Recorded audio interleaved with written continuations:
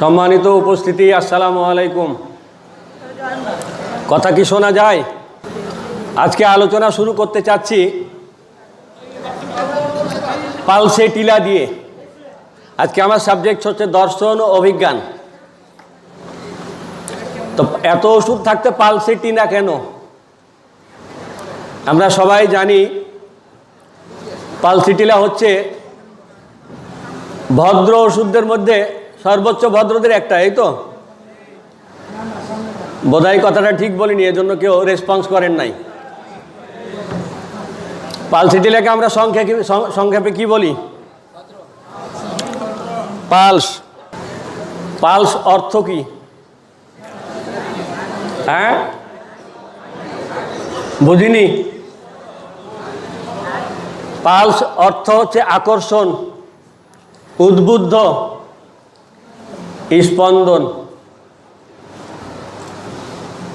পালসের রুগীরা যেমন খুব ভদ্র তেমন কিন্তু খুব সুন্দর। আমি যে পালস নিয়ে প্রথমে স্টার্ট করলাম কারণ তো একটা আছেই। যারা আরবি জানেন, আমার নামটা আগে বলিনি, আশরাফুল, সংক্ষেপে আশরাফ। পালসে টিলার সংক্ষেপ যেমন পালস, আমারও সংক্ষেপ করেন আশরাফুল থেকে আশরাফ। আশরাফ শব্দের অর্থ কি? যারা আরবি বুঝেন তারা তো জানেন, ভদ্র। আমি ভদ্র না হই, আমার নামের অর্থ কিন্তু ভদ্র। আর নামের শেষে কি আছে? ফুল। ফুল কিন্তু সুন্দর। পালসে টিলা সুন্দর, পালসে টিলা ভদ্র। সুতরাং ভদ্র ওষুধটির কথা আর সুন্দর ওষুধটির কথা, যার নামের অর্থ ভদ্র আর নামের শেষে সুন্দর আছে, সে বলবে না তা কি হয়? হয়? হয় না। আগের একটা আলোচনায় বলছিলাম যে আমার বাড়ি চাঁপাইনবাবগঞ্জ। চাঁপাইনবাবগঞ্জ আমের জন্য বিখ্যাত। ওই দিন আমার ওষুধের আলোচনা ছিল মেডোরিনাম। যতগুলো নৌষধ ওষুধ আছে প্রায় ওষুধের শেষে দুইখানা অক্ষর নেন, ইউএম। দেখেন, সরিনাম আম, মেডোরিনাম আম, ম্যালান্ডিনাম আম, ভেরিওলিনাম আম, ভ্যাক্সিনিনাম আম। এরকম যত ওষুধ আছে শেষে কি আছে? আম। আর চাঁপাইনবাবগঞ্জ কিসের জন্য বিখ্যাত? আমের জন্য। তা আমার বাড়ি যদি চাঁপাইনবাবগঞ্জ হয়, যে ওষুধের শেষে আম আছে তা বলবো না তা কি হয়? তাহলে আজকে পালসে টিলা এই জন্যই বলছি যে পালসে টিলা ভদ্র এবং সুন্দর। আমি দেখতে যেমনই হই, আমার নামের অর্থ কিন্তু ভদ্র এবং সুন্দর। সুতরাং ওই ভদ্র সুন্দর ওষুধ নিয়ে আলোচনা হবে, এটাই স্বাভাবিক। আমি দুষ্টামি করে আমার ছেলে মেয়েদের কদিন আগে জিজ্ঞাসা করছিলাম কবিতার সংজ্ঞা কি। তো কবিতার সংজ্ঞা তো প্রায় 20 রকম আছেই মিনিমাম। তো ছেলে মেয়ে বলছে স্যার আপনিই বলেন। তা আমি বললাম যে জমিনের বুকে লাঙল চালিয়ে ফসল ফলানোর নামই হচ্ছে কবিতা। জমিনে লাঙল চালিয়ে যে ফসল ফলে সে ফসলটাই কবিতা। তা আমার এক ছাত্র বলছে স্যার কেমন? তা আমি বললাম চোখটা বন্ধ করো, হৃদয়ের জমিনে বা হৃদয়ের আঙিনায় তোমার কল্পনার কলমটা চালিয়ে দাও, দেখো কিছু বের হয়ে আসবে, সেটাই কবিতা। কীরকম? আমি নিজে নিজে 2 লাইন লিখছি উল্টাপাল্টা করে আর কি। নদীর ধারে একা তুমি চলছ হেলে দুলে, অবাক হয়ে তাকিয়ে থাকি সকল কিছু ভুলে। বাড়ি যদি নদীর কাছাকাছি হয় আর আপনার কোনো কালের নায়িকা প্রেমিকা ছিল বা আছে, ও হেলে দুলে চললে তাকিয়ে থাকতে, অবাক হয়ে তাকিয়ে থাকতে ইচ্ছাই তো করে, এমন তো? এই যে আপনি চোখ বন্ধ করে মনের আঙিনায় আপনার কল্পনার কলমটা চালিয়ে দিলেন, সেটাই কি হয়ে গেল? কবিতা। আসি আমরা আলোচনায়। আজকে পালসে টিলার কিছু আনকমন কথাবার্তা আলোচনা হবে, তারপরে আমরা অন্য জায়গায় চলে যাব। যদি কখনো কোনো পুরুষ মানুষ মাম্পস রোগে আক্রান্ত হয়, এই যে এই 2 জায়গায় ফুলে যায়, ব্যথা ট্যাথা করে, যদি সে পুরুষ মানুষ হয় তবে তার যেই দিকে মাম্পস হবে, খেয়াল করেন এগুলো সচরাচর বই পুস্তকে পাওয়া যায় না। যদি ডান দিকে মাম্পস হয় তাহলে সেই, যদি পুরুষ মানুষ হয় রুগীটি, তার ডান দিকে যদি মাম্পস হয় তবে তার ডান দিকের অন্ডকোষ ফুলে যাবে, ব্যথা করবে। পরে ব্যথাটা ট্রান্সফার হয়ে কোন দিকে চলে যাবে? অন্যদিকে, বাম দিকে। কারণ পালসের রোগ দিক পরিবর্তন করে, স্থান পরিবর্তন করে, সেটার একটা কারণ আছে স্যার। পালসে টিলা যে ফুল থেকে তৈরি, সেই ফুলটি যখন ফুটে প্রথমে তখন নীল কালারের হয়ে ফুটে, কিন্তু যখন ফুলটি পুরোপুরি প্রস্ফুটিত হয় তখন কালার চেঞ্জ হয়ে যায়, বেগুনি কালার হয়ে যায়। এই ফুলটির রং চেঞ্জ হয়ে যায়, যে কারণে এই ফুল থেকে তৈরি ওষুধের বৈশিষ্ট্য তার রোগ চেঞ্জ হয়ে যায়। যদি আমার এক দুষ্টু ছাত্র বলছে, স্যার পুরুষ মানুষ হইলে তো এই দিক ফুললে ডান দিকের অন্ডকোষ ফুলবে, মহিলার তো অন্ডকোষ নাই। আমি বললাম, দুষ্টু, সেই ব্যবস্থাও আছে। যদি মহিলা হয় তার যেই দিকে মাংস হবে তার সেই দিকের স্তন ফুলে যাবে এবং ব্যথা করবে। কয়, স্যার আপনাকে তো ঠেকাইতে চাইছিলাম। আমি তো ঠেকছি।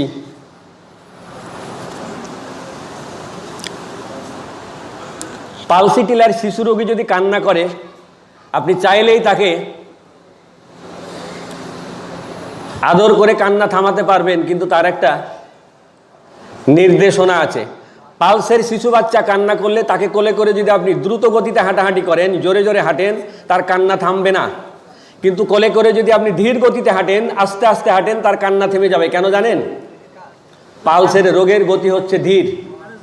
কিন্তু যদি এমন হয় যে আর্সেনিকের বাচ্চা কান্না করছে, আপনি তাকে কোলে করে ধীরে ধীরে যদি হাঁটেন, তার কান্না থামবে না, কারণ পালসি টিলার রোগের গতি হচ্ছে দ্রুত। হ্যাঁ, এখন ভেজাল লাগাতে পারেন আমার কোনো ছাত্রের মতো আপনারা, যে পালসের গতি তো ধীরও। হ্যাঁ, কখন ধীর? যখন পালসের রোগ পুরাতন হয়ে যায়, তখন রোগী দুর্বল হয়ে যায়, তখন গতি থেমে যায়, গতি ধীর হয়ে যায়।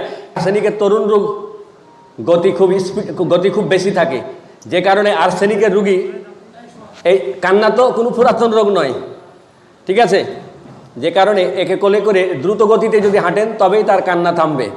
কিন্তু যদি এমন হয় টিউবারকুলি নামের বাচ্চা, তবে তাকে কোলে করে আপনি দ্রুত কিংবা ধীরে হাঁটেন, সেটা বিষয় নাই, তাতে তার কান্না থামবে না, তাকে বাড়ির বাইরে নিয়ে যেতে হবে। যে শিশুটি কান্না করলে বাড়ির বাইরে নিয়ে গেলে কান্না থেমে যায়, মনে রাখবেন এই শিশুটি যেদিন বড় হবে সেদিন সে বাউন্ডেলে হবে, খালি বাড়ির বাইরে পালিয়ে বেড়াবে। পড়ার জন্য চাপ দিবেন, কাজের জন্য চাপ দিবেন, বাড়ি থেকে পালিয়ে যাবে। এই বাউন্ডেলে, মানুষের বাউন্ডেলে যদি দূর করতে চান, তবে তাকে উচ্চ শক্তির টিউবারকুলি নাম খাওয়াতে হবে, তবেই তার বাউন্ডেলে ছুটে যাবে, বাড়ি পালানো অভ্যাস ছুটে যাবে।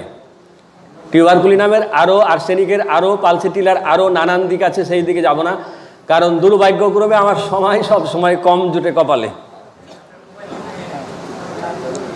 আমরা যারা হোমিওপ্যাথি করি, হোমিওপ্যাথির সাথে আষ্টে পৃষ্ঠে আমরা যেন লেগে থাকি। আমি যদি আপনাদের প্রশ্ন করি, এই 5টি আঙ্গুলের মধ্যে একটি আঙ্গুলের নাম অনামিকা, রিং ফিঙ্গার, যে আঙ্গুলে আমরা আংটি পরি, এতগুলা সুন্দর সুন্দর আঙ্গুল থাকতে এই মরা আঙ্গুলটিতে আংটি কেন পরায়, আর এইটির নাম অনামিকাই বা কেন? অডিয়েন্স কেউ বলতে পারেন? ভালো করে খেয়াল করবেন, ভালো করে খেয়াল করেন একটু প্লিজ।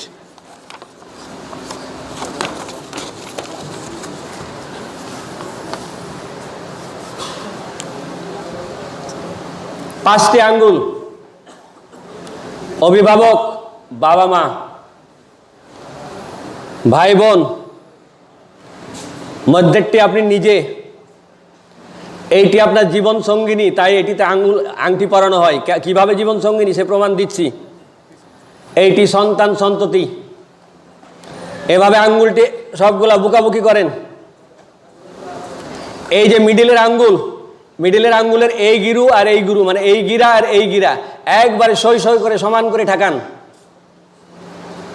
এরপরে বাকি আঙ্গুলটি এইভাবে বুকাবুকি করেন, সবগুলো মুখোমুখি করেন। শুধু ওই মিডিলের আঙ্গুলের ওই 4 গিরাকে একখানে করেন সই সই করে। এখন এই বৃদ্ধ আঙ্গুল ফাঁক করেন, ফাঁক হয়? হয়? অডিয়েন্স কথা বলে না, হয়? বৃদ্ধ আঙ্গুল ফাঁক হয়, এই আঙ্গুলও ফাঁক হয়, এই ছোট আঙ্গুলও ফাঁক হয়। আপনি যদি এই 4 আঙ্গুল, এই 4 গিরাকে একখানে করে রাখেন, এই আঙ্গুল দুটি 1 ইঞ্চি নয়, হাফ ইঞ্চি নয়, 1 সুত আলাদা করতে পারবেন না, আমার কারোরই ক্ষমতা নাই। চেষ্টা করেন, ভালো করে ঠেকান, এই আঙ্গুল আলাদা করেন, হবে না। যেহেতু এই আঙ্গুল দুটি আলাদা হয় না, তাই এইটি জীবন সঙ্গী, আর এটি জীবন সঙ্গী দেখে আঙ্গুলটি আংটি পরে, তার ভাগ্যে আংটি জুটেছে। দেখেন, এক সময় বাবা মা আলাদা হয়ে যায়, ভাই বোন আলাদা হয়ে যায়, সন্তান আলাদা হয়ে যায়, কিন্তু আপনার জীবন সঙ্গিনী আমৃত্যুই আপনার সাথে থাকে। এই জীবন সঙ্গিনী, তাই এটি অনামিকায় এই আঙ্গুল আংটি পরার কারণ। আমরা যেন এই অনামিকার মতো থাকি হোমিওপ্যাথিরা একসাথে, হোমিও কল্যাণ সোসাইটির সাথে যেন অনামিকার মতো থাকি, হোমিওপ্যাথির সাথে যেন অনামিকার মতো থাকি। আমরা সবাই যেন জীবন সঙ্গী, আমাদের সবাই যেন বন্ধু, সবাই যেন পরম আত্মীয় থাকি। সব আলগা হয়ে যাবে কিন্তু এই অনামিকা আলাদা হবে না। আমরা যেন সবাই অনামিকা হয়ে যাই।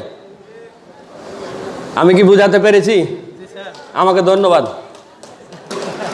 স্যার। আপনারা হাসলেন কেন? হোমিওপ্যাথি ডাক্তাররা কঠিন কৃপণ, ধন্যবাদ দিতে জানে না, এই জন্য নিজেরটা নিজে দিয়ে নিছি। আর যাক, আপনাদেরই দিলাম ধন্যবাদ।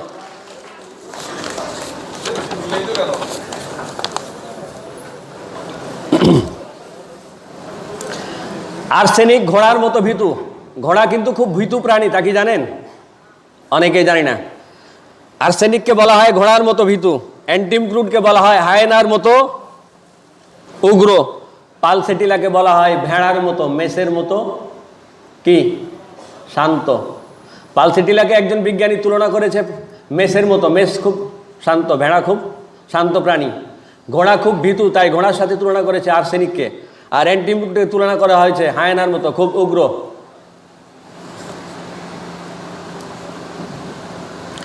আপনার ঘরে যখন রুগী আসে স্যার, বসার প্যাটার্ন দেখেও তো আপনি ওষুধ নির্বাচন করতে পারেন, যদি আপনার ভিতরে অভিজ্ঞান এবং দর্শন থাকে। সেটা কেমন?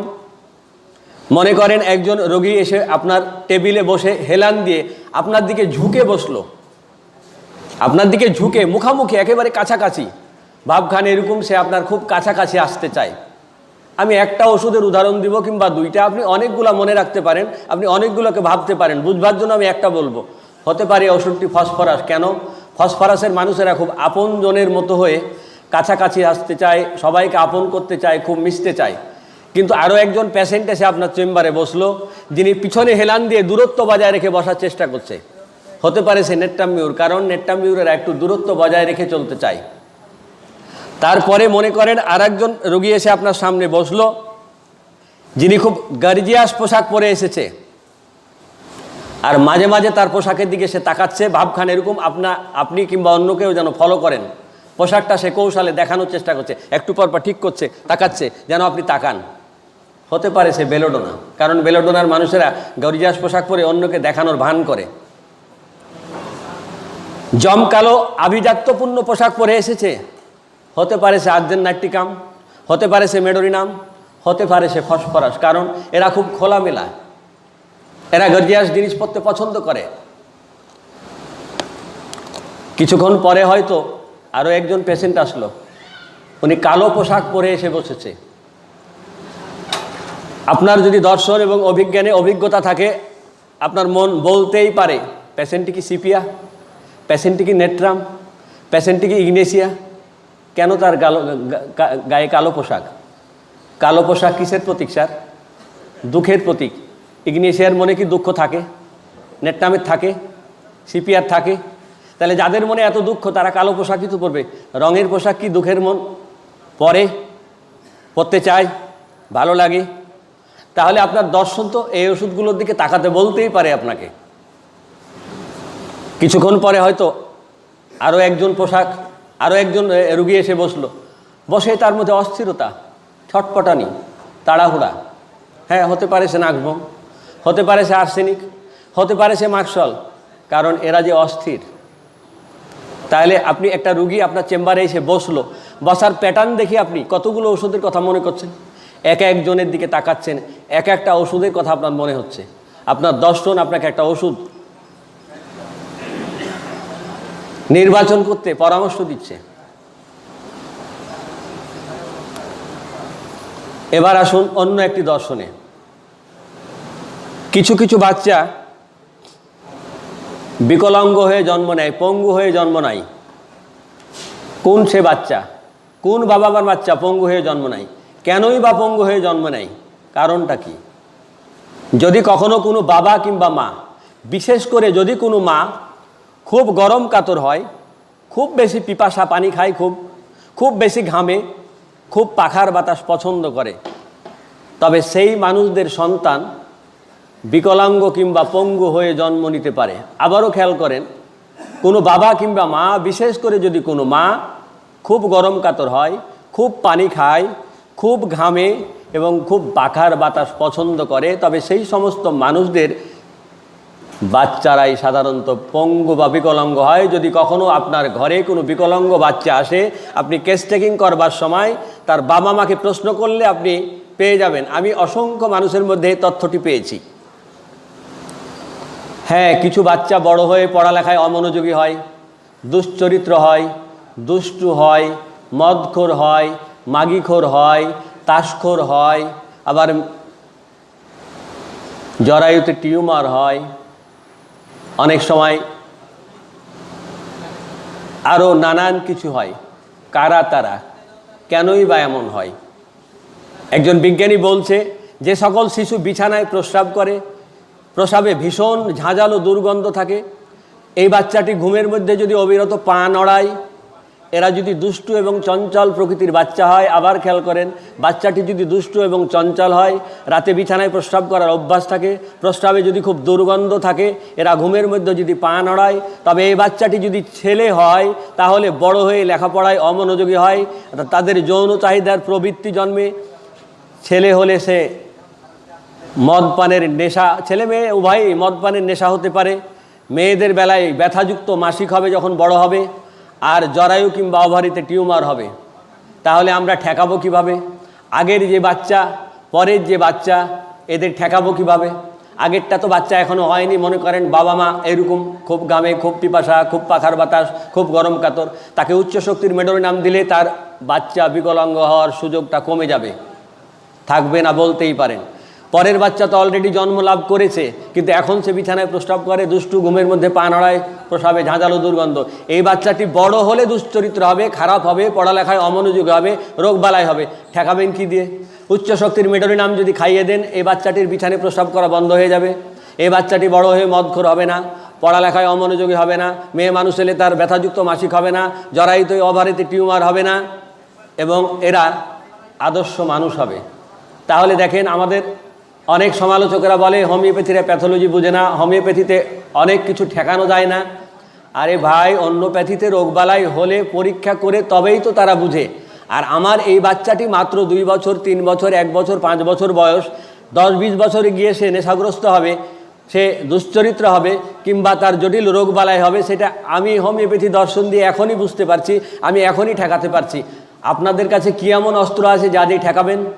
কি এমন দর্শন এবং অভিজ্ঞান আছে আপনার চিকিৎসা বিজ্ঞানে যে আপনি বলতে পারবেন হোমিওপ্যাথি একজন বিজ্ঞানী ছাড়া এই বাচ্চাটি বড় হয়ে এমন হবে? তাহলে হোমিওপ্যাথিতে অনেক কিছু আছে, হয়তো আমাদের জানা হয়নি। এমন তো? আমার কথা কি আপনারা বুঝতে পারছেন? বিরক্তি লাগছে না তো? বিরক্তি লাগলে বলবেন। মাঝে মাঝে শফিক স্যার কান ধরে টানে নামিয়ে দেয়, কয় স্যার সময় হয়ে গেছে। এবার যদি কান ধরে টানে স্যার, বিদ্রোহ করতে পারবেন না আপনারা? শফিক স্যার একাই ডরাইবে, আপনারা বিদ্রোহ করেন। তো এরপরে আমরা আসি, যখন আগের থেকে একটা কালচার ছিল আমাদের দেশে, ভুল কালচার, কেউ অসুস্থ হলে যা খেতে চাইতো তা দেয়া হতো না, মুরব্বীরা নিষেধ করতো, কবিরাজারা নিষেধ করতো, এটা দেওয়া যাবে না, ওটা দেওয়া যাবে না। তরুণ রোগে রুগী যে খাবারটির প্রতি চরম আকাঙ্ক্ষা, চরম চাহিদা, সেটাই তাকে দিবেন, সেটাই তার ওষুধ, ওইটাতেই তার রোগ সারবে, যে কারণে ওইটার প্রতি তার চরম চাহিদা। তরুণ নতুন রোগে, ক্রনিক রোগে নয়, তরুণ রোগে যে খাবারটির প্রতি রুগীর প্রচণ্ড চাহিদা, সেটি তাকে দিবেন, সেটি তার ওষুধ। টেস্ট করে দেখবেন, অনেক সময় কোনো কোনো রোগীর নির্দিষ্ট ওষুধ কাজ করছে না, কিন্তু এই রোগী এমন কিছু খেতে চাচ্ছে, আপনি মনে করছেন এটা তার জন্য ক্ষতিকর, দিচ্ছেন না, আপনি ওই খাবারটি দিবেন, দেখবেন আপনার ওষুধ কাজ করছে। ওষুধকে এই খাবারটি রোগ সারতে সহযোগিতা করছে, জীবনী শক্তিকে সতেজ করছে, কিন্তু এই খাবারটি যদি আপনার ওষুধের ক্রিয়া নষ্টকারী হয় তবে দেয়া যাবে না। এখন আমরা আসি, ক্যান্সার রুগী আপনি দেখার দায়িত্ব পেয়েছেন, দেখবেন কি না রুগীটা ভালো হবে কি না, বাঁচবে কি না, বুঝবেন কিভাবে? কখনো কোনো ক্যান্সারের পেশেন্টের পায়খানা যদি মারাত্মক হারে কষে যায়, খুব কষা হয়ে যায়, আজ 10 দিন, 15 দিন, 20 দিন, 25 দিন হচ্ছে না, মারাত্মকভাবে যদি পায়খানা কষে যায়, এই রুগীটি বাঁচবে না। আপনি না দেখলেই ভালো করতে পারেন, তবে কষ্ট নিবারণের জন্য আপনি ওষুধ দিয়ে অন্তত কষ্টটা নিবারণ করে দুনিয়া থেকে যাওয়া পর্যন্ত খানিকটা শান্তির ব্যবস্থা আপনি করতেই পারেন। বসন্ত কিংবা আমাশা রোগে যদি দেখেন যে কোনো রোগীর জিহ্বা কালো হয়ে গেছে, বসন্ত কিংবা আমাশা রোগে যদি কোনো রোগীর জিহ্বা কালো হয়ে যায়, আপনি মোটামুটি নিশ্চিত থাকবেন এই রোগীটি বাঁচবে না। সৃষ্টিকর্তার ইচ্ছা থাকলে ওই আগের রুগীটিও বাঁচতে পারে, এটিও পারে, এটি বিধাতার লীলা খেলা। আপনার চিকিৎসা বিজ্ঞান এমনটাই বলছে, এটি বাঁচার সম্ভাবনা কম। আবার অনেকে খটকা বা ভুল ধরিয়েন না, আমি চিকিৎসা বিজ্ঞান থেকেই বলছি, এটা আমার দাদাই আমার শিখায় নাই। যদি কখনো দেখেন কোনো পুরুষ মানুষের প্রস্রাবে ময়লা যাচ্ছে এবং তার প্রস্রাব যন্ত্রটি অর্থাৎ লিঙ্গ কালো হয়ে গেছে, আপনি ধরে নিতে পারেন এইটি এই রোগীর মৃত্যুর নিশ্চিত লক্ষণ। কারণ ছাড়াই কোনো বৃদ্ধ মানুষ যদি 5 বা 6 সপ্তাহ মারাত্মক জন্ডিসে ভোগে, আপনি মোটামুটি নিশ্চিত হবেন এবং পরীক্ষা করাবেন এই মানুষটি ক্যান্সারে আক্রান্ত হয়েছে।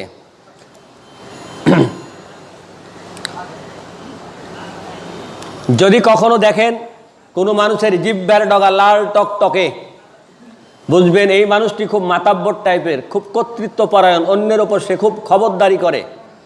একটু প্লিজ আমার ফোনটা কেউ যদি রিসিভ করে বলে দিতে হবে যেন। যদি কখনো দেখেন প্রচণ্ড জ্বরে কিংবা জ্বরে কোনো রুগীর জিহ্বার কিনারা কালো হয়ে গেছে এবং জিহ্বার মধ্যখানে ময়লা জমেছে, আপনি পরীক্ষা ছাড়াও বলতে পারবেন এই রুগীটি টাইফয়েড কিংবা প্যারাটাইফয়েড আক্রান্ত হতে চলেছে অথবা হয়েই গেছে ধরেন। কখনো কোনো পেশেন্ট দেখতে গিয়ে যদি আপনি দেখেন তার জিহ্বাটা একদিকে কাত হয়ে গেছে, তাহলে আপনি বুঝবেন তার মস্তিষ্কে একটা প্রবলেম দেখা দিয়েছে। আপনি যদি এক্স-রে করেন দেখবেন তার মস্তিষ্কে একটা সমস্যা।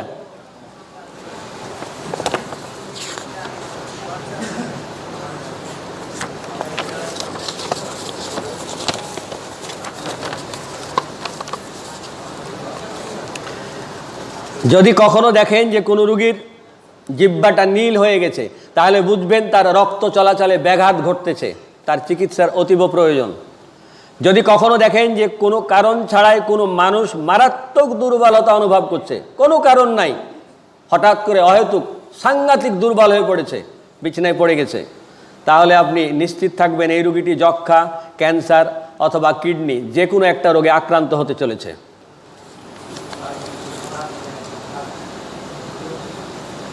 কোনো সিরিয়াস পেশেন্ট, মারাত্মক পেশেন্ট সিরিয়াস রোগে ভুগছে, পেশেন্টের আপনি নাড়ি জ্ঞান যদি থাকে, নাড়িটা যদি আপনি এইভাবে ধরেন, যদি দেখেন যে প্রতিবার 9ম বিট ফেল করছে, 9 বারের বার গিয়ে নাড়ির বিট পাচ্ছেন না, ফেল করছে, কিংবা 7 বারের বেলায় গিয়ে নাড়ির বিট ফেল করছে, তাহলে আপনি মোটামুটি কনফার্ম থাকতে পারেন এই মানুষটি যদি 7 বারের বেলায় তার নাড়ির বিট ফেল করে তাহলে মানুষটির হায়াত 7 দিন। কিন্তু যদি নাড়ির বিট 9ম বারে গিয়ে ফেল করে তাহলে বুঝবেন এই রোগীটির হায়াত 9 দিন। তারপরে বিধাতার ইচ্ছা, বাঁচতেও পারে সেটি। যাদের কথা খুব আক্রমণাত্মক এবং যাদের কথাই খুব কড়া ঝাঁজ,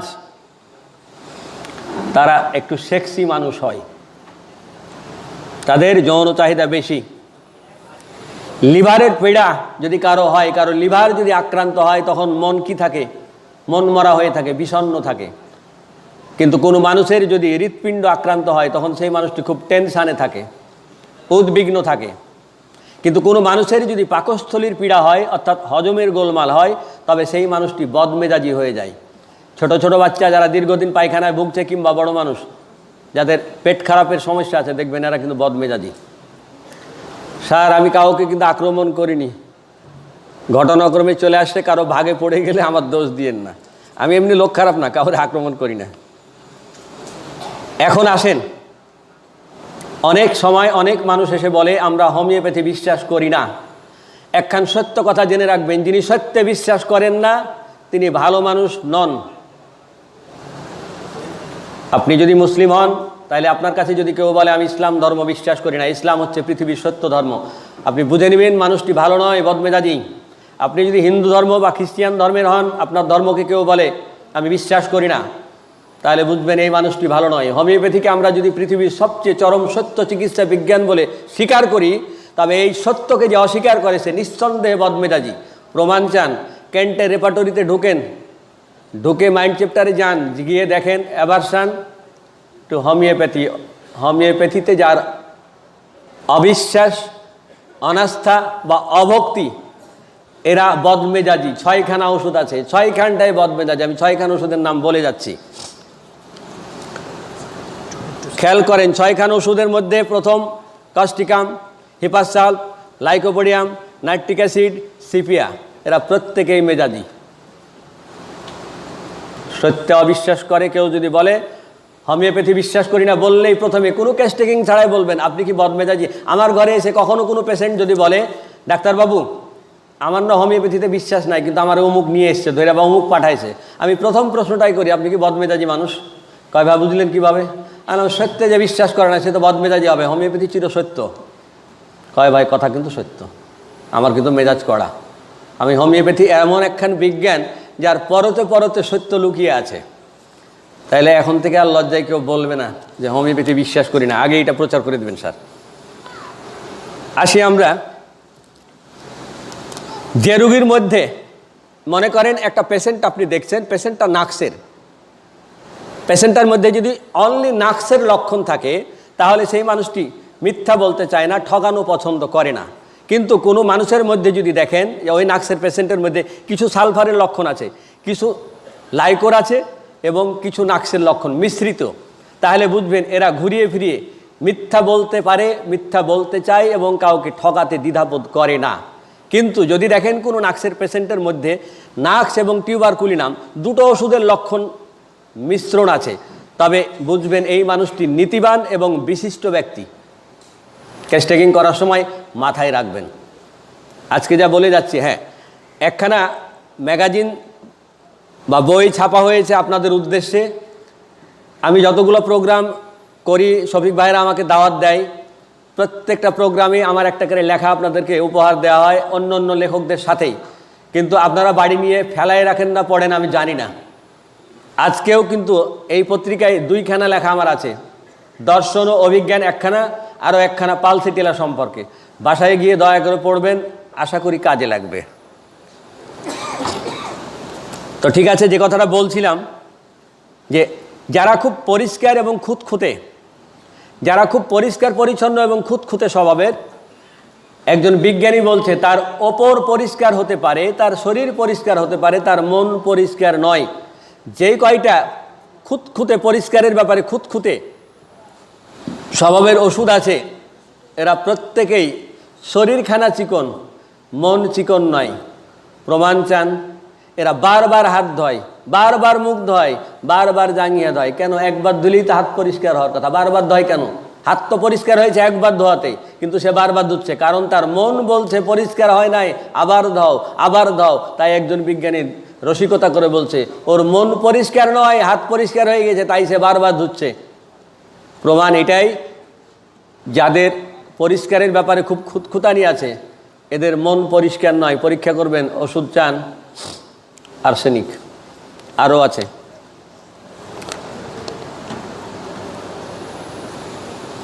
আমরা হরহামেশাই বলি অ্যাকোনাইট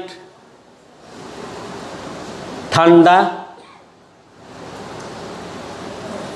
আবহাওয়ায় খুব ভালো কাজ করে। কোন সময়? শুষ্ক ঠান্ডা আবহাওয়ায়।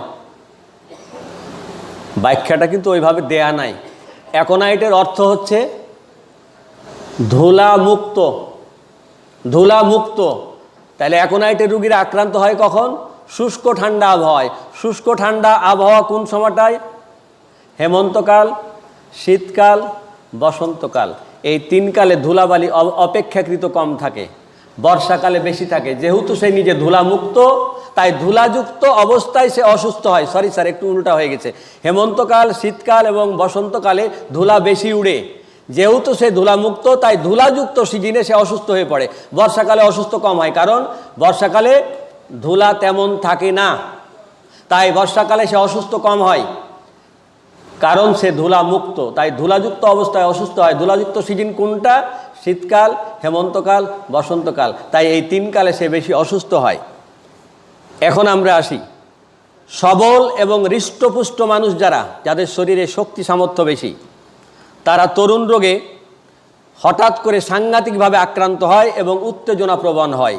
কিন্তু দুর্বল মানুষেরা সাধারণত তরুণ রোগে সাংঘাতিকভাবে এবং হঠাৎ করে আক্রান্ত হয় না, উত্তেজনাপ্রবণ হয় না। বরং দুর্বল লোকেরা ধীরে ধীরে আক্রান্ত হয় ধীরে ধীরে সুস্থ হয়। অর্থাৎ যাদের শরীরে শক্তি সামর্থ্য বেশি তারা হঠাৎ করে আক্রান্ত হয়, হঠাৎ করে উত্তেজিত হয়, কিন্তু সবল মানুষেরা, দুর্বল মানুষেরা ধীরে ধীরে আক্রান্ত হয়, ধীরে ধীরে অসুস্থ হয়। কেউ কেউ ভাবছেন যে স্যার আপনার কথা মানলাম না, এখনই মানাবো। বেলেডোনা হঠাৎ আক্রান্ত হয়, বেলেডোনা রুগীরা হলো হৃষ্টপুষ্ট, অ্যাকোনাইটের রুগীরা হচ্ছে হৃষ্টপুষ্ট বলিয়ান, যাদেরকে বলা হয় প্লেথ্রিক গ্রুপের ওষুধ। এরা হঠাৎ আক্রান্ত হয়, হঠাৎ অসুস্থ হয়। দুর্বল মানুষেরা বেলেডোনার অ্যাকোনাইটে খুব কম সময়ে আক্রান্ত হয়, মাথায় রাখবেন। আমরা কথায় কথায় বলি অ্যাকোনাইটে রুগীর মৃত্যু ভয়, অস্থিরতা। কেন মৃত্যু ভয়, কেন অস্থিরতা? ব্যাখ্যা কি জানি? অনেকেই জানি, কেউ কেউ হয়তো জানি না। যখন কোনো মানুষের হৃৎপিণ্ডের নির্দিষ্ট একটা কাজের গতি আছে, এই পরিমাণ রক্ত সে সাপ্লাই দিবে, কিন্তু তাকে যদি অতিমাত্রায় সাপ্লাই দেওয়ার জন্য চাপ দেওয়া হয় তখন কি হবে? যখন হৃৎপিণ্ডের গতি বেড়ে যায়, কাজের গতি বেড়ে যায়, রক্তের সার্কুলেশনটা অতিমাত্রায় হয়ে যায়, তখন মানুষের মধ্যে উৎকণ্ঠা আসে। কেন? মানুষের প্রাণটা কোথায়? হার্টের মধ্যে, হার্টের কাছে, হার্টের সাথে সম্পৃক্ত। হার্ট যখন আক্রান্ত হবে তখন তো আপনার উদ্বিগ্নতা, মৃত্যু ভয় বেড়ে যাবে। অ্যাকোনাইটের রোগীদের মৃত্যু ভয়, অস্থিরতা বাড়ার কারণ হচ্ছে তার হৃৎপিণ্ডের রক্তের সাপ্লাইটা অতিমাত্রায় হয়ে যায়, যে কারণে তার মৃত্যু ভয় চলে আসে, অস্থিরতা চলে আসে, ছটপটানি চলে আসে। কখনো কোনো মানুষ যদি মনে কষ্ট পেয়ে, ব্যথা পেয়ে, প্রেমে ব্যর্থ হয়ে, অন্য কোনো কারণে মনে কষ্ট পেয়ে অসুস্থ হয়ে যায়, মানুষটি যদি চিকিৎসার দায়িত্ব আপনি পান, দেখবেন সে আপনার সামনে বসে অল্প কিছুক্ষণের মধ্যে, ধরুন 10 মিনিটের মধ্যে কয়েকবার বড় নিঃশ্বাস ফেলবে। কেমন? তার নিজের অজান্তেই বড় নিঃশ্বাস পড়বে। কোনো কেস টেকিং ছাড়াই একজন বড় পণ্ডিত বলছেন যে কোনো মানুষ যদি মনের ব্যথায় অসুস্থ হয়, মনের কষ্টে অসুস্থ হয়, আর তোমার সামনে কয়েক মিনিটের মধ্যে কয়েকবার বড় নিঃশ্বাস ফেলে, তুমি চোখ বন্ধ করে তাকে ইগনিয়ে সে দাও, সে সেরে যাবে। সত্যিই তাই, আমি আমার জীবনে অনেকগুলো রোগী সারিয়েছি। যে সমস্ত বাচ্চারা বাম হাতে লিখে তাদেরকে জোর করে ডান হাতে লিখাবেন না, কারণ ওইটি তার প্রাকৃতিক, ওইটি তার প্রকৃতি। প্রকৃতিকে যদি আপনি জোর করে চেঞ্জ করতে যান, এই ছেলেটি বড় হয়ে পড়ালেখায় অমনোযোগী হয়ে যাবে, তার নিজস্ব যে স্বকীয়তা, বৈশিষ্ট্য, সেটা নষ্ট হয়ে যাবে। শফিক ভাই তার প্রমাণ, বাম হাতে লিখতো আগে, বাড়ির থেকে জোর করে ডান হাত ধরাইছে। এই যে শফিক ভাই প্রমাণ আমাদের, তার গোপন কথা কয়ে দিছি।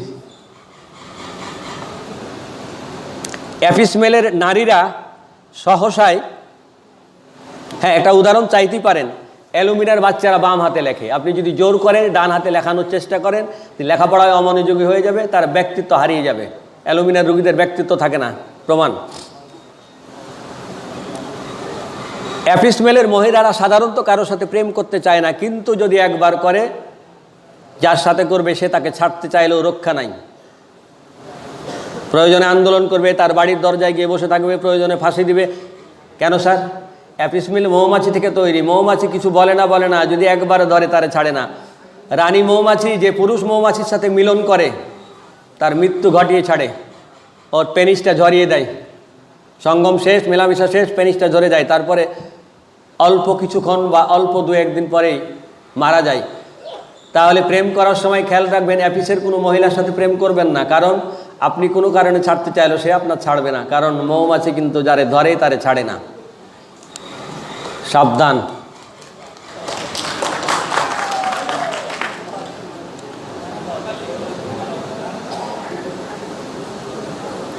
কড়া মিষ্টি, কড়া লবণ খাওয়ার আকাঙ্ক্ষা এবং কড়া গরম কাতর হয়, তারা সাধারণত যে কোনো কাজে তাড়াহুড়া করে, টেনশান করে, খুঁতখুঁতে হয়, সব সময় খুব ব্যস্ততা দেখায়, হটকারিতা হয়, ফুর্তিবাজ হয়, মাথা গরম টাইপের মানুষ হয়।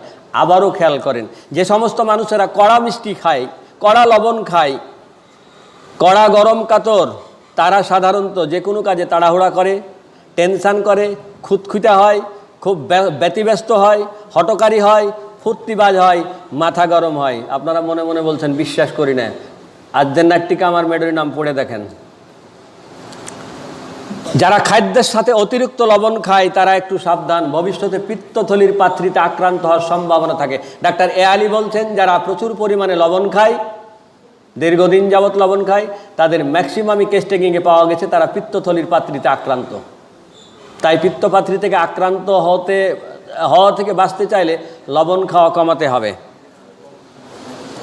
আমরা সব সময় বড় বড় পণ্ডিতদের বই পড়ে এসেছি, গ্রাফাইটিসের ঘায়ের রস কিংবা যে কোনো রস ঘন এবং চটচটে। আমি একজন বড় বিজ্ঞানীর বইয়ে পেয়েছি, যিনি 10টি সাবজেক্টেই মেডেল পেয়েছিলেন, ডাক্তার অধ্যাপক আবু বকর, যিনি ইন্ডিয়ায় পড়ালেখা করেছেন, যিনার লেখা 6 খণ্ড বই অভিজ্ঞান। উনি বলছেন এই কথাটি সত্য নয়। গ্রাফাইটিসের সমস্ত স্রাব আঠালো তবে গাঢ় নয়, পাতলা এবং চটচটে। শুধুমাত্র নাকের সন্ধি ঘন এবং চটচটে।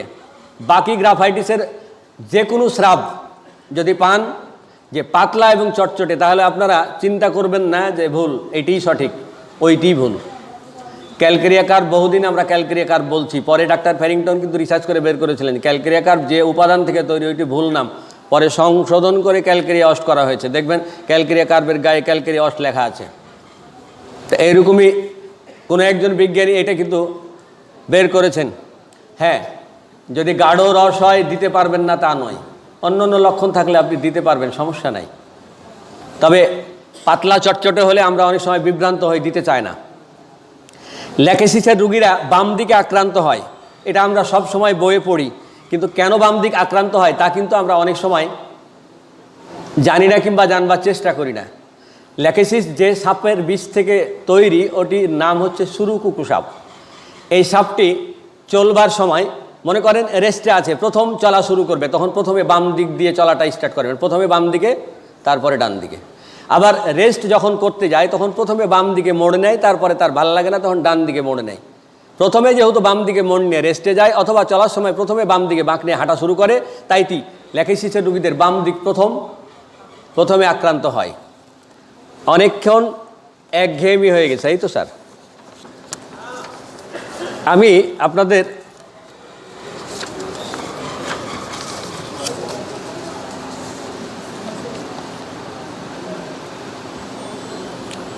একজন পুরুষ মানুষ কতদিন পুরুষ?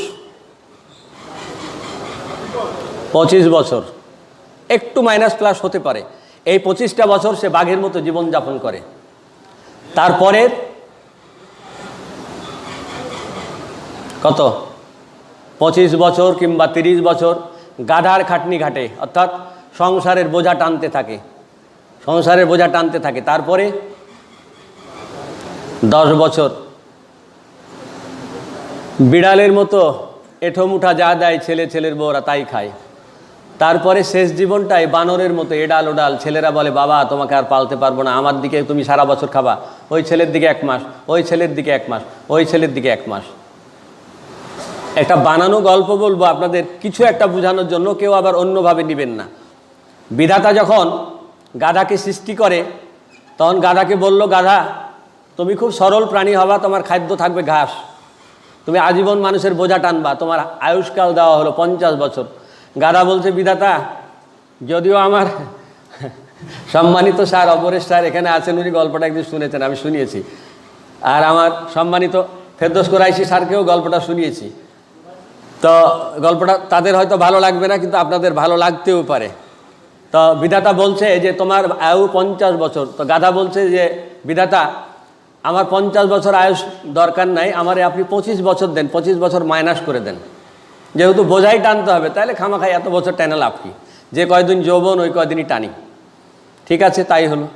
তারপরে বিড়াল সৃষ্টি করার সময় বিধাতা বিড়ালকে বলল যে তোমাকে সৃষ্টি করলাম, তুমি মানুষের খুব কাছাকাছি থাকবা। স্যার একটু প্লিজ এইদিকে, আপনারা ওই সারাক্ষণ কথা বলছেন, একটু প্লিজ খেয়াল করেন।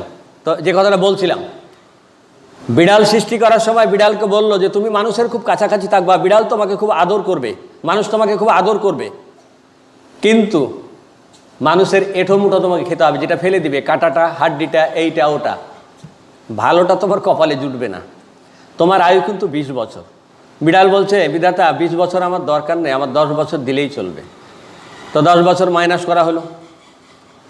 এরপরে বানর সৃষ্টির সময় বানরকে বলা হলো যে তোমার আয়ুষ্কাল 20 বছর, কিন্তু তুমি শুধু এডাল উডালে ঘুরে বেড়াবা, মানুষকে আনন্দ দিবা, আর যখন যেখানে লতাপাতা ফলমূল পাবা সেটাই তোমার খাবার।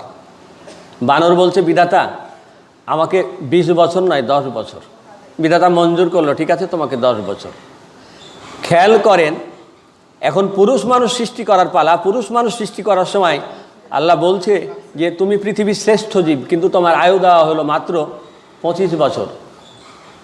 পুরুষ মানুষ বলছে বিধাতা পৃথিবীর শ্রেষ্ঠ জীব আমি, এত নিয়ামত সঞ্চয় করতে থাকবে, আর আমারে মাত্র 25 বছর। ওই যে গাধার 25 বছর ওটা আমাকে দিয়ে দিলে আমার জন্য ভালো হতো। বিধাতা বলছে দিলাম। বলছে বিড়ালের যে 10 বছর রেখে দেওয়া হয়েছিল সেটা, বলছে ওটাও দিলাম। বলছে বানরের যে 10 বছর, সেটাও দিলাম। খেয়াল করেন, আপনি পুরুষ মানুষ 25 বছর পুরুষের মতো জীবন কাটাচ্ছেন, এটি আপনার নিজের বয়স, তাই আপনি পুরুষের মতো কাটাচ্ছেন। পরের 25 বছর কোথা থেকে নিয়েছিলেন? গাধার থেকে, তাই বাকি 25 বছর গাধার খাটনি খাটছেন, সংসারের বোঝা টানছেন। পরের 10 বছর কোথা থেকে নিয়েছিলেন? বিড়ালের মতো, তাই ওই বয়সে গিয়ে ছেলে বউরা যে এঁঠো মুঠো দেয় তাই খাচ্ছেন, কারণ যে বিড়ালের থেকে আহলত করেছেন। পরের 10 বছর কোথায়?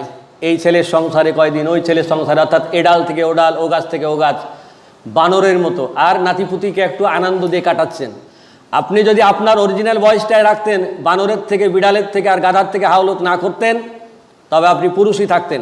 আপনারা যারা হোমিওপ্যাথ, হ্যানিম্যান আপনাদের যে অরিজিনাল 25 দিয়েছে পুরুষ হয়ে থাকার জন্য, organon, materia medica, chronic disease, সেটির মধ্যেই থাকেন। দয়া করে গাধার থেকে, বিড়ালের থেকে, বানরের থেকে হাওলাত করবেন না, নাহলে আপনাদের ডাক্তারি জীবন ওই রকমই ডালে ডালে এঁঠোমুঠো খেয়ে কাটাতে হবে। পুরুষ থাকেন, প্রকৃত ডাক্তার থাকেন, প্রকৃত হোমিওপ্যাথ থাকেন। 50 সহস্রতমিক করেন, কল্যাণ সোসাইটি থাকেন। পুরুষের মতো থাকবেন, পুরুষ ডাক্তার থাকবেন। গল্পটি বানানো হলেও যদি এতটুকু কাজে লাগে আমার ভালো লাগবে। আমি জানি আমার লেকচার শেষ করতে পারবো না, যে কারণে আমি ধীর গতিতে বলছি। দ্রুত গতিতে বললেও লাভ হবে না। এখন আসি, অনেক সময় আমরা প্র্যাকটিক্যাল কিছু দেখাতে চাই, দয়া করে তা করবেন না। দুজন ইউনিভার্সিটিতে ভর্তি হয়েছে, প্রথম পরিচয়। তো বন্ধু বান্ধবীকে বলছে তোমার নাম তো জানা হলো না। তো বলছে তুমি কি আমার নাম দেখতে চাও না শুনতে চাও? তো বলছে দেখতে পেলে কেউ শুনে, দেখাও। তো মহিলা তার পাটা উঁচা করে দেখিয়ে বলছে এই যে আমার নাম, মানে পায়ে নূপুর পরে আছে, মেয়েটার নাম নূপুর, তাই পা উঁচা করে দেখিয়ে বলছে এই যে আমার নাম, তার মানে মেয়েটার নাম হচ্ছে নূপুর। এখন মেয়েটি বলছে তোমার নাম বলো। তো বলছে তুমি কি আমার নাম দেখবে না শুনবে? তো বলছে দেখতে পেলে কেউ শুনে, আমি দেখিয়েছি তুমিও দেখাও। তো ছেলেটি বলছে একটু কাছে আসো। কাছে আসলে পরে আস্তে করে গালে একটা চুমা দিয়েছে। চুমা দিলে মেয়েটি একটা জোরে করে থাপ্পড় দিয়েছে। হারামজাদা, সব জিনিস কি দেখান যায়? কিছু কিছু শোনাতে হয়। আমারটা দেখানো যায়, দেখিয়েছি, তোরটা তো শোনার জিনিস, তুই দেখালি কেন? বোঝেন নাই? ছেলেটি তার গালে একটা চুমা দিয়ে বলছে আমার নাম আদর, তাই তোরে আদর করে দেখালাম। এবার বুঝেছেন? আদর কিন্তু দেখানো যাবে না, আদরটা শোনাতে হবে। নূপুর দেখানো যাবে। আমরা মাঝে মাঝে কি করি? আদর দেখাতে যাই, জুতা খাওয়ার কাজ করি। অমনটা যেন দয়া করে না করি। আবার আলোচনায় ফিরে আসি।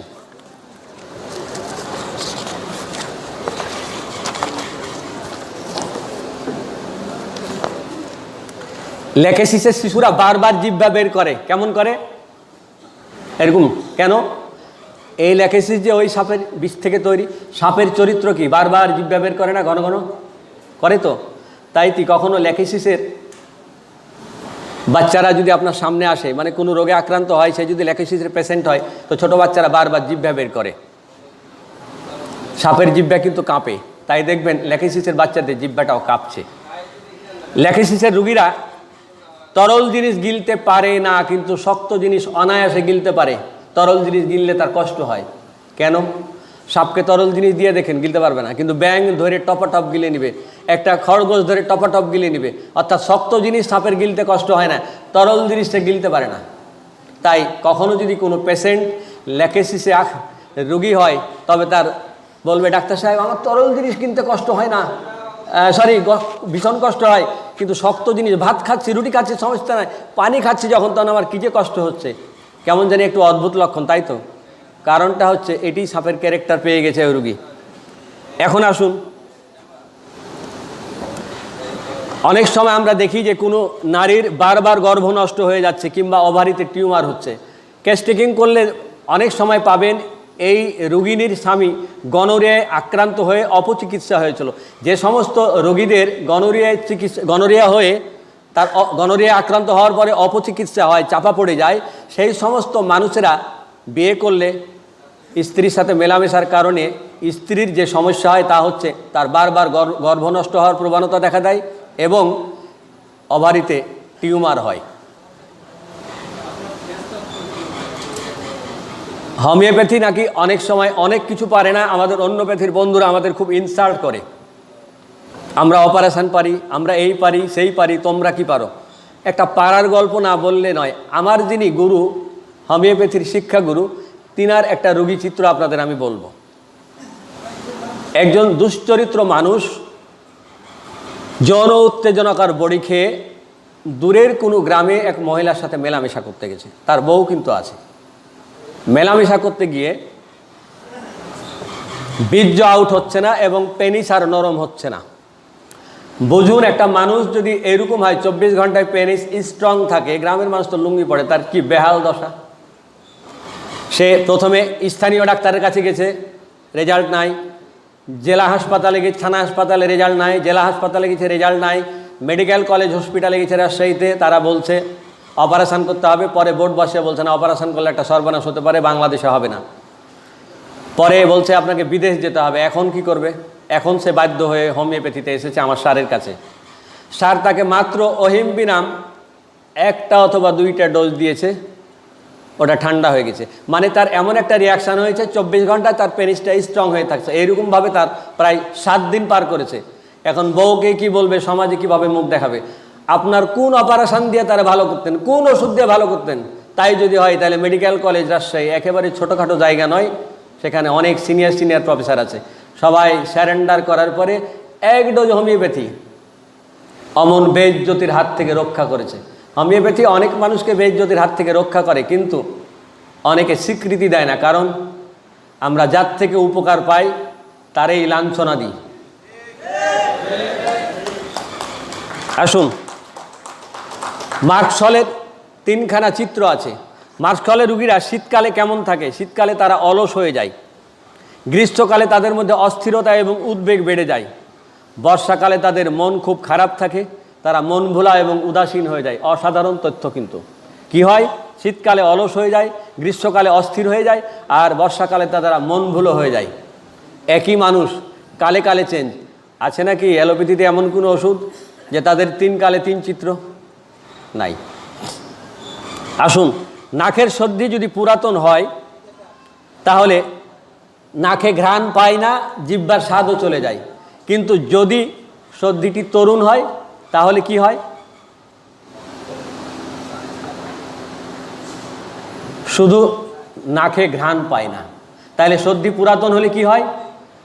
জিহ্বার স্বাদও চলে যায়, নাকের ঘ্রাণও পায় না। কিন্তু যদি তরুণ সর্দি হয়, শুধুমাত্র ঘ্রাণটা চলে যায়, জিহ্বার স্বাদ ঠিক থাকে। এখন আসেন, যেসব মেয়েদের নির্দিষ্ট সময় পরে সামান্য মাসিক হয়, মানে মনে করেন 24 দিন পর কিংবা 30 দিন পর যে সময় তার হওয়ার কথা, ওইরকম নির্দিষ্ট সময় পরে হচ্ছে, কিন্তু মাসিকটা একেবারে যৎ সামান্য হচ্ছে, বেশি পরিমাণে হচ্ছে না, এই সমস্ত মেয়েরা আজন্ম ঘন ঘন সর্দিতে ভুগবে। আবারও খেয়াল করেন, যে সমস্ত মেয়েরা নির্দিষ্ট সময় পরে অল্প পরিমাণে মাসিক হয়, যতটুকু হওয়ার দরকার হয় না, এই মেয়েরা আজীবন ঘন ঘন সর্দিতে ভুগবে। মানুষের মনে 4টা শক্তি থাকে স্যার। মানুষের মনে কয়টা শক্তি থাকে? 4টা। একটা হচ্ছে ইচ্ছা শক্তি, একটা হচ্ছে স্নেহ এবং ভালোবাসার শক্তি, একটা হচ্ছে বুদ্ধি শক্তি, আর একটা হচ্ছে স্মৃতিশক্তি। কয়খান?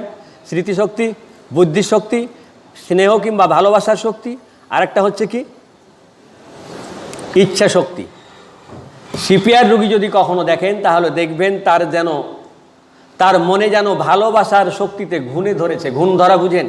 কাঠ বা বাঁশে পোকায় ধরলে নষ্ট হয়ে যায়। তা একজন বিজ্ঞানী রসিকতা করে বলছে, সিপিআর রোগী যদি কখনো দেখেন তাহলে দেখবেন তার মনে ভালোবাসার শক্তিতে যেন ঘুণ ধরেছে, তার হৃদয়ে ভালোবাসা থাকে না, সারাক্ষণ সে খিটখিটা হয়ে থাকে, বদমেজাজি হয়ে থাকে। তাহলে মানুষের মনে 4খান শক্তি থাকে, কিন্তু সিপিআর মনে 1খান শক্তি চলে যায়, ঘুণে ধরে। আমরা অনেক সময় চিন্তা করি না, কিংবা কেউ কেউ চিন্তা করি যে একজন মহিলা যখন মা হতে চলে তার 12 মাস মাসিক হচ্ছেই ভালো, যখনই পেটে বাচ্চা আসলো মাসিক বন্ধ হয়ে গেল। রহস্যটা কি? আবার যখন বাচ্চা বাইরের খাবার খেতে পারার বয়স হলো তখন আবার মাসিকটা খুলে যাচ্ছে। পেটে যতদিন থাকলো মাসিক বন্ধ, যতদিন দুধ খাচ্ছে ততদিনও মাসিক বন্ধ, যখন বাচ্চাটা বাইরের খাবার খেতে পাচ্ছে ঠিক এই সময় মাসিকটা খুলে গেল। রহস্যটা কি? একজন বিজ্ঞানী বলছেন যে পেটে বাচ্চা আসার পরেও যদি মায়ের মাসিক হতে থাকতো তাহলে এই রক্তটা তো মানুষের শরীরের একটা বিশেষ উপাদান, যা মানুষের শরীরের অনেকটাই ক্ষয় আনে। তাইলে এদিকে ব্লাড চলে যাবে মাসে মাসে, এদিকে বাচ্চা পেটে 9 মাস 10 দিন থেকে যা খাবে তা তো মাঠটাই খাচ্ছে। তাহলে মায়ের কয় রকম খরচ হচ্ছে? 2 রকম। এক, মা তো আগে যা খাইতো এখন তাই খাচ্ছে, বরং আরও কম খাচ্ছে। তাহলে মা ওই খাবারে নিজেরটাও চলছে, বাচ্চাও পরিপুষ্ট হচ্ছে। তাহলে বাচ্চার দেহে চলে যাচ্ছে কিছু খাবার, আবার এদিকে চলে যাচ্ছে ব্লাড।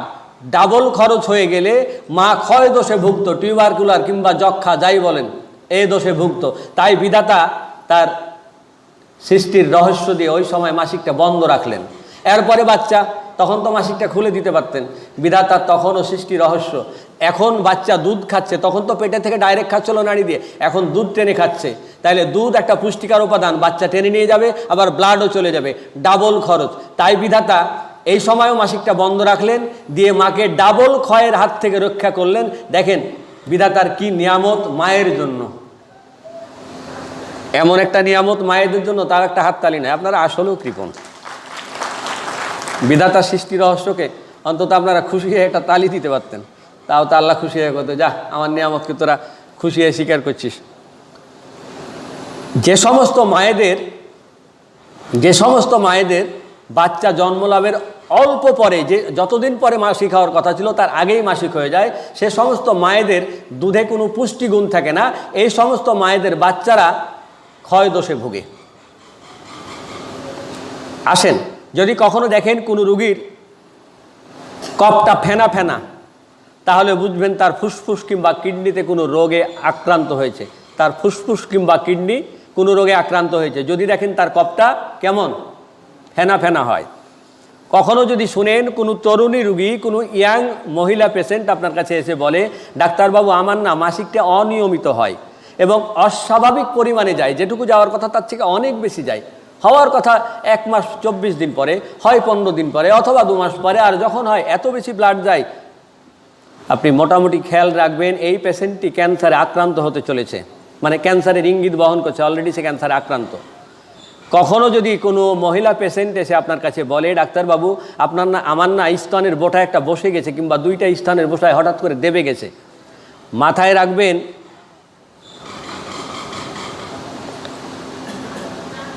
তার ওভারিতে সমস্যা। পরীক্ষা করবেন, পেয়ে যাবেন। কখনো যদি কোনো পেশেন্ট, মহিলা পেশেন্ট এসে বলে, ডাক্তারবাবু আমার না স্তনের বোটা থেকে রক্ত মিশ্রিত রস বের হয়, তাহলে আপনি মোটামুটি নিশ্চিত থাকেন এই মহিলা ক্যান্সারে অলরেডি আক্রান্ত হয়েই গেছে। যে সমস্ত পেশেন্টেরা ক্যান্সারে আক্রান্ত হয় তাদের স্তনের বোটা দেবে যায়। কখনো যদি দেখেন কোনো পেশেন্টের নখের মাঝখানে লম্বা হয়ে কালচে দাগ, এবং এই মানুষটির গায়ে যদি টিউমার থাকে, তাহলে মাথায় রাখবেন এই পেশেন্টের ওই ক্যান্সারে এই পেশেন্টের ওই টিউমারে ক্যান্সার হওয়ার সমূহ সম্ভাবনা আছে, অর্থাৎ ওই টিউমার ক্যান্সারে আক্রান্ত হয়। কখনো যদি কোনো বৃদ্ধ মানুষ এসে আপনাকে বলে, বাবারে আমি তো ভালোই ছিলাম, হঠাৎ করে 2-1 দিনের মধ্যে আমার পেটে পানি জমে পেটটা ফুলে বড় হয়ে গেছে, আর চোখ জন্ডিসের মতো হলুদ হয়ে গেছে, আপনি তার পরিবারের লোককে জানিয়ে দিন উনি লিভার ক্যান্সারে আক্রান্ত হয়ে গেছে। দীর্ঘদিন যদি কারো মাথা ব্যথা হতে থাকে, অনেক দিন ধরে যদি কারো মাথা ব্যথা হতে থাকে, মনে রাখবেন এই মানুষটি যক্ষ্মায় আক্রান্ত হওয়ার সমূহ সম্ভাবনা আছে। দীর্ঘদিনের মাথা ব্যথা কিন্তু ভালো নয়। এই জন্য দীর্ঘদিনের মাথা ব্যথা রুগীকে ট্যাবলেট দিয়ে মাথা ব্যথা নয়, হোমিওপ্যাথি দিয়ে মাথা ব্যথা সারাতে বলবেন। যদি কারো পুরাতন মাথা ব্যথা কোনো কারণে চাপা পড়ে যায়, আপনি নিশ্চিত থাকবেন এই মানুষটি যক্ষ্মায় আক্রান্ত হবে। যে সমস্ত শিশুদের জন্মের 4 মাসের মধ্যে ঘাড় সোজা হয় না, শক্ত হয় না, বাচ্চাদের ঘাড় কিন্তু 4 মাসের মধ্যে শক্ত হয়ে যাওয়ার কথা, কিন্তু যদি দেখেন 4 মাস পার হয়ে যাচ্ছে ঘাড় এরকম এরকম, তাহলে বুঝবেন এই বাচ্চাটি বড় হয়ে মানসিক সমস্যা হবে, খানিকটা অ্যাবনর্মাল হবে। ক্যানাবিস ইন্ডিকার রোগীরা বাচালের মতো এলোমেলো কথা বলে, কথার খেয়ে হারিয়ে ফেলে। কেন এমন করে জানেন? ক্যানাবিস যে গাঁজা থেকে তৈরি, গাঁজা খেলে কি হয়? মানুষ এলোমেলো কথা বলে, খেয়ে হারিয়ে ফেলে। তাই গাঁজা থেকে তৈরি ওষুধটির রোগীরাও এরকম এলোমেলো কথা বলে, খেয়ে হারিয়ে ফেলে। অর্থাৎ যে ওষুধটি যে উপাদান থেকে তৈরি, ওই উপাদানের যা বৈশিষ্ট্য, এই ওষুধটির বৈশিষ্ট্যও তাই, কারণ এটি ওটি থেকেই তৈরি। কষ্টিকামের রোগীরা খুব অন্যায় অপছন্দ করে, অন্যায় করে না, অন্যায়ের কড়া প্রতিবাদ করে। কেন? কষ্টিকামের রোগীরা লবণ খুব পছন্দ করে, কিন্তু মিষ্টি অপছন্দ করে। লবণে কি পোকা ধরে? জীবাণু ধরে? জীবাণু গোড়া দিয়ে হাঁটে না। চামড়া ঈদের সময় আপনারা লবণ দেন, সারা বছর চামড়া ভালো থাকে, তার মানে রোগ জীবাণু লবণের গোড়ায় যেতে চায় না। কিন্তু মিষ্টিতে জীবাণু ধরে, পোকা ধরে। তাহলে যাতে পোকা ধরে সেটি সে পছন্দ করে না, যাতে পোকা ধরতে পারে না তাই তার পছন্দ। তাই একজন বিজ্ঞানী দুষ্টামি করে বলছে, যাতে পোকা ধরে না তাই তার পছন্দ, তাই বুঝি তার হৃদয়ে অন্যায় বাসা বাঁধতে পারে না, তাই এরা অন্যায়ের প্রতিবাদকারী।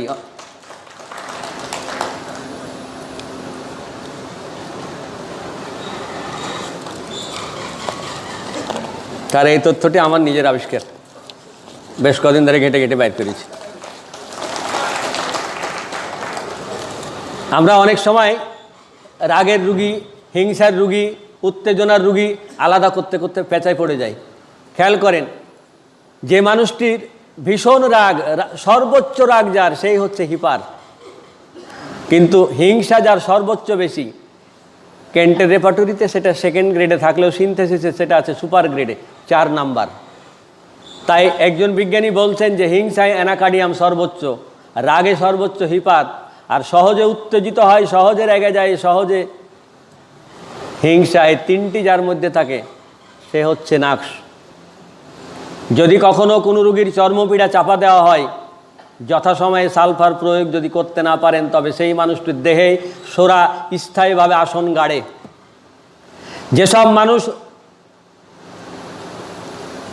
মানুষের রোগ সঠিক ওষুধে স্থায়ী আরোগ্য হয় না, অল্প কমে, সাময়িক কমে, রোগের জায়গা পরিবর্তন করে, স্থান পরিবর্তন করে, যাদের দেশ বিদেশ ঘুরে বেড়াবার খুব নেশা, যারা সর্বদা কোথাও যেতে চায়, নতুন নতুন ডাক্তার বদলাতে চায়, বাদ বিচার কিচ্ছু করে না, বুঝবেন এই মানুষটি কঠিন কোনো রোগে আক্রান্ত হতে চলেছে অথবা পাগল হতে চলেছে। আবারও খেয়াল করেন, যেই মানুষ নির্দিষ্ট ওষুধে স্থায়ী আরোগ্য হয় না, এরা খালি ঘুরে বেড়াতে চায়, ডাক্তার বদলাতে চায়, বাদ বিচার করে না, যা মন তাই করে, হয় সে পাগল হবে, নচেত কোনো জটিল রোগে আক্রান্ত হবে। আবারও খেয়াল করেন, ওষুধ প্রয়োগের উপযুক্ত লক্ষণ পাওয়া না গেলে বুঝবেন সোরা দোষের কারণে এমন হচ্ছে। তখন আপনি যেন দয়া করে একবার সালফারের কথা মাথায় এনে তাকে অন্তত সালফার প্রয়োগ করবেন। নির্বাচিত ওষুধে যদি রোগীর রোগ আরোগ্য হয়ে আবার আরোগ্যর পথ ধরেও পুনরায় একই লক্ষণ নিয়ে শরীরের কোনো অংশে প্রকাশ পায়, তখন যেন আপনি সালফারকে নির্দিষ্ট করে মনে রাখবেন। এই অদ্ভুত লক্ষণে ভিত্তি করে সালফার প্রয়োগ করলে দারুণ রেজাল্ট আসে। এটি একজন বড় বিজ্ঞানীর কথা। নির্বাচিত ওষুধে সালফারের চর্মপীড়া যদি চাপা দেওয়া হয়, তাহলে কি হবে? বারবার অসুস্থ হওয়ার প্রবণতা দেখা দেবে। সালফারের চর্মরোগ যদি কোনো কারণে চাপা পড়ে, তাহলে বারবার সে অসুস্থ হবে। কিন্তু সরিনামের চর্মপীড়া যদি চাপা পড়ে, তাহলে কি হবে? ঘন ঘন সর্দি লাগবে, তার টনসিল হবে ঘন ঘন। কিন্তু এমন যদি হয় সিফিলিনামের সামান্যতম লক্ষণকে চাপা দেন, তাহলে কি হবে? এই মানুষটি যক্ষায় আক্রান্ত হবে। এমন যদি হয় সোরা বারবার একই ধরনের রোগে, সোরা কিন্তু বারবার একই ধরনের রোগে আক্রমণ করে, এটি সোরার একটি চিত্র। টিউবারকুলারের প্রবণতা হচ্ছে কি, বারবার বিভিন্ন রূপে বিভিন্ন লক্ষণ নিয়ে আক্রমণ করবে। সিফিলিটিক প্রবণতা কি করবে? মন এবং স্নায়ুকে বিশৃঙ্খল করে দিবে, শরীর এবং মনকে বিকল করে দিবে। সোরার রোগী যদি চিকন হয়, আমার মতো আদমরা হয়, তাহলে কি হয়? এরা চঞ্চল এবং অস্থির হয়। সোরার রোগী যদি শীর্ণ হয়, চিকন স্বাস্থ্য, তাহলে এরা চঞ্চল এবং অস্থির হয়। কোনো পিতামাতা যদি সিফিলিস দোষ নিজে অর্জন করে এবং সিফিলিস দোষের প্রথম অবস্থায় যেই সন্তানটি জন্ম দিবে সেই সন্তানটি গায়ে ক্ষত বা ঘা নিয়ে জন্মাবে এবং এই শিশুটির আয়ু হবে অনলি 1 মাস। যদি ঘটনাক্রমে 1 মাসের বেশি বেঁচে যায়, বাকি জীবনে এই ঘা ভালো হবে না, হোমিওপ্যাথি ছাড়া। যে সমস্ত বাবা মা মদ পানে অভ্যস্ত, তার সন্তানটিকে আপনি কনফার্ম হয়ে যান এটি সিফিলিটিক টেন্ডেন্সির মানুষ, এই মানুষটি সিফিলিটিক টেন্ডেন্সিতে ভুগছে। কখনো যদি দেখেন কোনো শিশু ভূমিষ্ঠ হয়, মানে ভূমিষ্ঠ হওয়া শিশুর অঙ্গহানি, মানে নাকের এখানটা বসা, নাক কাটা, ঠোঁট কাটা, কালা কিংবা ববা, তাহলে ববা আর কি, তাহলে আপনি নিশ্চিত থাকবেন এই মানুষটি সিফিলিটিক টেন্ডেন্সি বহন করছে। মানে আপনি মায়াজম নির্বাচনে আপনার সুবিধা হবে, আমি সেটাই বললাম। সরাস শিশুরা হয় অস্থির, সাইকোসিসের শিশুরা উদারময়ে ভোগে, আর সিফিলিসের শিশুরা হয় কি আক্ষেপপ্রবণ, খিচুনি। সিফিলিস দোষযুক্ত ব্যক্তিদের প্রায় গ্ল্যান্ড ফুলে যায়, এখানের ওখানের এখানের, খালি মনে হয় যে বিচি পাথরগুলি আছে না, মার্বেল, এরকম ফুলে যায়। এদের ঘা হয় ক্ষতযুক্ত, মানে চর্মরোগ হয় ক্ষতযুক্ত, গলা বা হাড়ের ব্যথা, মলদ্বারের সমস্যা দেখা দেয়।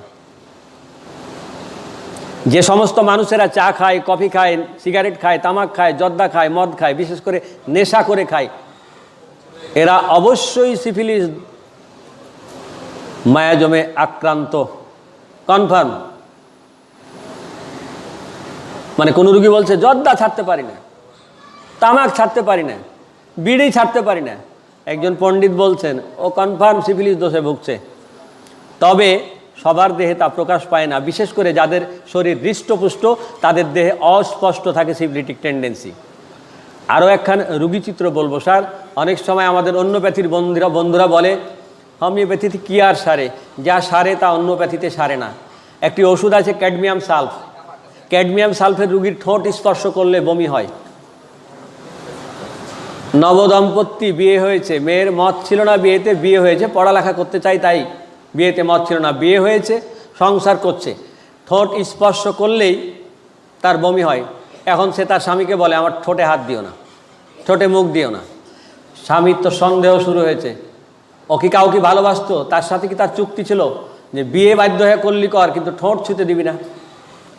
স্পর্শ করলেই, চুমা খেলেই তার রাগ হয়, মানা করে, আর সে বলে আমার বমি হয়। পৃথিবীতে এমন শুনিনি যে ঠোঁট স্পর্শ করলে বমি হয়।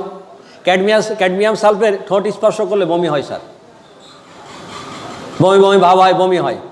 এখন এটা নিয়ে তো ঝামেলা বাঁধছে, ঝামেলা বাঁধলে মহিলা পেশেন্ট ডাক্তারের কাছে এসে বলছে আমার ঠোঁট স্পর্শ করলে বমি হয়, আমার স্বামী সন্দেহ করে আমি বোধহয় কাউকে ভালোবাসি তাই তাকে ঠোঁট স্পর্শ করতে দিচ্ছি না। ক্যাডমিয়াম সালফ মাত্র কয়েক দাগ, ভালো হয়ে গেছে। ভালো হলে কী হবে, স্বামীর তো সন্দেহ যায় নাই। এখন আমি ঝামেলা পাকাচ্ছি দেখে তুই বলছিস ভালো হয়ে গেছি, কি হয়েছিল বল। হোমিওপ্যাথি এরকম একটা ঔষধ যে দেখেন কি ওষুধ দিয়ে সারাবেন, ঠোঁটে প্লাস্টিক সার্জারি করবেন, অপারেশান করবেন, ট্যাবলেট ক্যাপসুল ইঞ্জেকশান, কোনো ওষুধ নাই। কিন্তু ক্যাডমিয়াম সালফ মাত্র 2 খান ডোজ দিয়ে তার ঠোঁট স্পর্শ করাতে বমি বমি টেন্ডেন্সিটা বন্ধ হয়ে গেছে। তাহলে অসাধারণ কাজ কি হোমিওপ্যাথি করে? জি। অ্যান্টিসরিক ওষুধ হ্যানিম্যান সকালে খালি পেটে খেতে বলছেন এবং বিশ্রামে থাকতে বলছেন। অ্যান্টিসরিক ওষুধ খাওয়ার পরে মানসিক পরিশ্রম করা যাবে না, উত্তেজিত হওয়া যাবে না। অ্যান্টিসরিক ওষুধ যদি কখনও কোনো আপনারা জটিল পেশেন্টকে প্রয়োগ করেন, মাথায় রাখবেন রুগীকে সকালে খালি পেটে খেতে বলবেন, আর খাওয়ার পরে অন্তত মানসিক পরিশ্রম যেন না করে আর উত্তেজিত না হয়, তাহলে কিন্তু ক্ষতি হয়। প্রতিটি ওষুধের কিন্তু হ্রাসবৃদ্ধির একটা নির্দিষ্ট সময় আছে স্যার, যে কারণে যে ওষুধটির যখন হ্রাসবৃদ্ধি, বিশেষ করে বৃদ্ধির সময় ওই ওষুধটি প্রয়োগ করা অনুচিত। তবে রোগের সাংঘাতিক অবস্থায় আপনি প্রয়োগ করতে পারেন, কারণ সাংঘাতিক তো হয়েই আছে, আর কি বাড়বে, আর বাড়বে না, এখন বাড়ার সুযোগ নাই। কিন্তু যেসব ক্ষেত্রে বাড়লে রুগীর ঝুঁকি আছে ওই সব ক্ষেত্রে আপনি বৃদ্ধির সময় ওষুধটি প্রয়োগ করবেন না। কোনো কারণে যদি কারো গনোরিয়া রোগ চাপা পড়ে তাহলে তার সাইকোসিস সৃষ্টি হয়। সাইকোসিস সৃষ্টি হলে তার মনের মধ্যে সন্দেহ প্রবণতা সৃষ্টি হয়, অবিশ্বাস সৃষ্টি হয়, গোপন করার অভ্যাস সৃষ্টি হয়, ছল চাতুরি চুরি করার অভ্যাস সৃষ্টি হয়। এরা খুঁতখুঁতে হয়ে পড়ে, যে কারণে চাপা পড়া কোনো পেশেন্ট পেলে আপনারা ওষুধ দিয়ে পুনরায় গনোরিয়াকে ফিরিয়ে আনবেন। আমার সময় কতটুকু বলবেন? বলছি আমার সময় কতটুকু বলবেন? সময় নাই, এই তো অনলি। আচ্ছা, আমি শেষ করে দিচ্ছি। ওকে,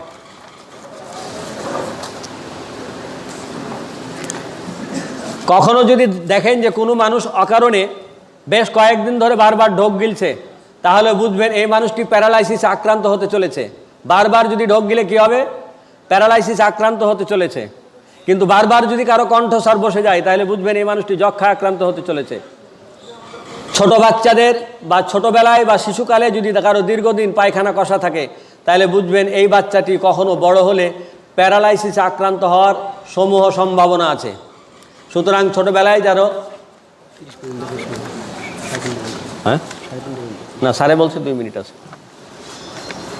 আমার একটা অভ্যাস আছে স্যার, টাইম শেষ, আমি আর ওই একটু বেহায়াপনা করে সময় বাড়াইতে রাজি না, কারণ যিনি পরের আলোচক তিনি বিরক্ত হন। 3:30। এখন কটা বাজে? আর আপনার 17 মিনিট আছে। 17 মিনিট আছে। আচ্ছা, ধন্যবাদ। 17 মিনিট আগে আছে, ঠিক আছে।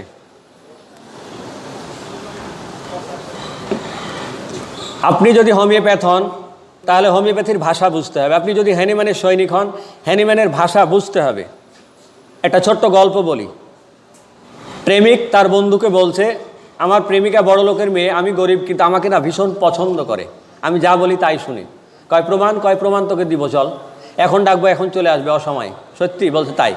তো তার বন্ধুকে সাথে করে তার বাড়ির কাছাকাছি গেছে। দূরের থেকে তার বান্ধবী ব্যালকনিতে দাঁড়িয়ে আছে, বান্ধবীকে ইশারা করছে যে দেখা করতে হবে।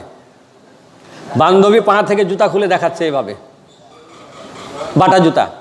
তো বন্ধু বলছে, তুই বললি তোকে খুব পছন্দ করে, ভালোবাসে, যা বলবি তাই শুনে, তুই ইশারা করলি আর ও তো তোকে বাটা জুতা দেখাচ্ছে। কয় ব্যাগ কায়ল, ও আমারে বাটা জুতা দেখায় নাই, ও আমারে যে জুতাটা দেখিয়েছে সেটার ইঙ্গিত আমি বুঝছি। কি ইঙ্গিত? বলছে আমারে বলছে তুই বাটার দোকানের সামনে দাঁড়া, আমি আসতেছি। তার মানে প্রেমিক তার প্রেমিকার ভাব বুঝে বাটা জুতা দেখাইছে, তারা অপমান করে নাই, সে বুঝছে বাটার দোকানের সামনে দাঁড়াইতে বলছে। মানে মোড়ে একটা বাটার জুতার দোকান আছে, সেইখানে দাঁড়াতে বলছে। আপনি যদি হ্যানিম্যানের সৈনিক হন, কেন আপনি হ্যানিম্যানের ভাষা বুঝেন না?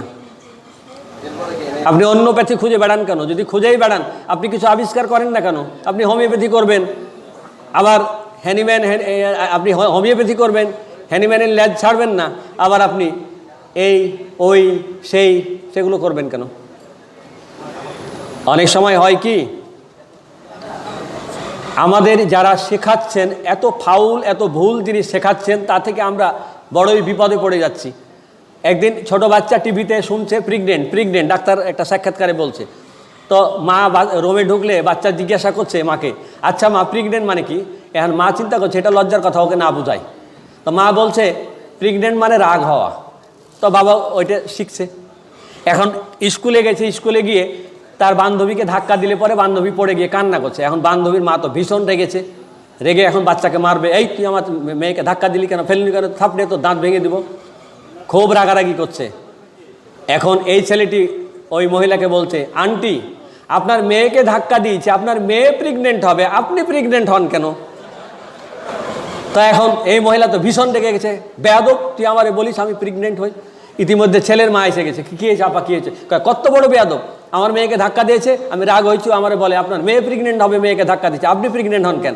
তখন ছেলের মা বলছে, আপা ওর দোষ নয়, আমি ওরে বলছিলাম যে প্রেগনেন্ট মানে রাগ হওয়া, ও সেটাই তো মনে করেছে, তাই আপনাকে বলেছে। অনেক সময় আমাদের গুরুজির এমন ফাউল কিছু শেখাচ্ছে যে আন্টিকে প্রেগনেন্ট হওয়ার কথা বলছি আমরা। আরও একখান গল্প শুনে যান স্যার। মা বসে আছে, বাচ্চা জিজ্ঞাসা করছে, আচ্ছা মা আমি কিভাবে হয়েছি? মা কিভাবে বলবে, লজ্জার কথা বলা যায়। তো বলছে তুমি না ফুলের গাছ আছে না, টবে যে ফুলের গাছ, কয় হ্যাঁ, কয় তুমি সেখান থেকে হয়েছো। এখন তার শখ হয়েছে যে তারও একটা বাচ্চা হওয়ার দরকার। এখন সে করে গেছে কি, একটা ফাঁকা টব ছিল, সেখানে একটা গাছ লাগিয়েছে, আর প্রতিদিন গিয়ে পরিচর্যা করে আর পানি দেয়, পরিচর্যা করার পানি দেয়, বাচ্চা হয় না কেন, অস্থির। হঠাৎ করে একদিন দেখে যে টবের গোড়ায় একটা ব্যাঙ বসে আছে। এখন যে ব্যাঙটা দেখার পরে ওর মন খুব খারাপ, বাচ্চা একটা হলো তো ব্যাঙ হলো কে? তা ব্যাংকটার হাতে করে নিয়ে আছাড় দিবে, হঠাৎ করে মনে পড়ে গেছে, মা বলে বাচ্চাকে মারতে নাই। আছাড় দেওয়ার সময় বলছে, তোরা আছাড় দিয়ে মাইরে ফেলাতাম, তুই খালি আমার ছেলে হয়ে বাইচে গেলি। বোঝা গেছে? তাহলে ভুল শিখালে সে তো টবের গোড়ায় বাচ্চা খুঁজবে। অনেক হোমিওপ্যাথ এখন টবের গোড়ায় বাচ্চা খুঁজে শেষ পর্যন্ত ব্যাংক পায়, তখন তার আছাড় দিতে ইচ্ছা করে। আপনি কি টবের গোড়ায় বাচ্চা পাবেন? তাহলে যিনি শিখাচ্ছেন তিনি আপনাকে ভুল শিখাচ্ছেন। আসি, মানে টাইম শেষ হয়ে গেলে আমি একটু এলোমেলো হয়ে যাই, কোন জায়গা থেকে শেষ করবো আর শুরু করবো বুঝতেছি না।